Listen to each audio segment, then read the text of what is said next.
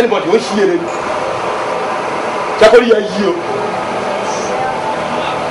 Ujawi.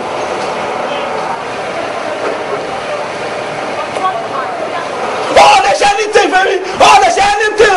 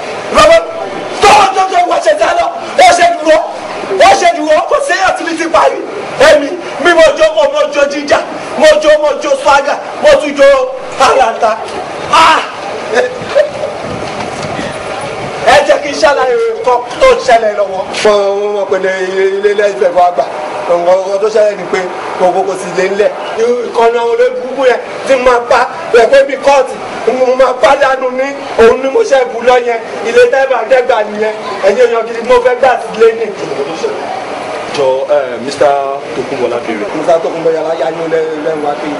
Mr. Tokunbola te mo Ọlọ́run ẹlẹ́dàá mi nje kemi fi Mr. Tokunbola egbe mi lai mi ile pe Tokunbola nìkan ló ń gbé mi o nda mo fẹ́ patan kai to wọlé pe mi nse wa yìí party ni mi ko senti mi ti pa bí mo ṣe wa yìí mo ti pa yan gan mo ti pa gan ni èyàn mélòó ló ti pa báyìí ṣe ó pa yan abata 365 kilometers. Ló ti pa. Mo rí bá pa àwọn tó mo wà bọ́ sórí wọn máa. That means pé mo ṣe ń wọ ìmọ̀ níbọn lé nìyẹn o.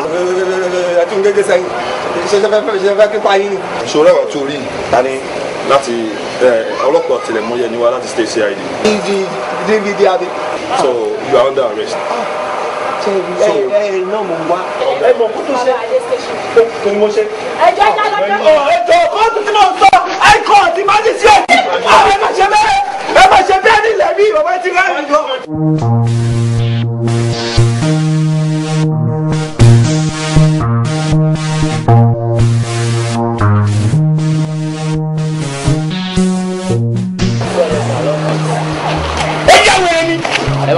sọ yẹn ní àpérè ni.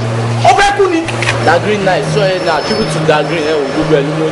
Kí ló kọ́ mi pẹ̀lú Dagrin? 200 lọ́n ta ẹ̀ má bínú. Ó ṣí eré ni. Sọ yẹn ní àpérè. Mr. Man, you're under arrest. Anything he says now or do, you use against you in the court of law.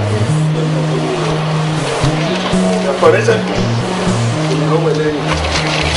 Right. One more.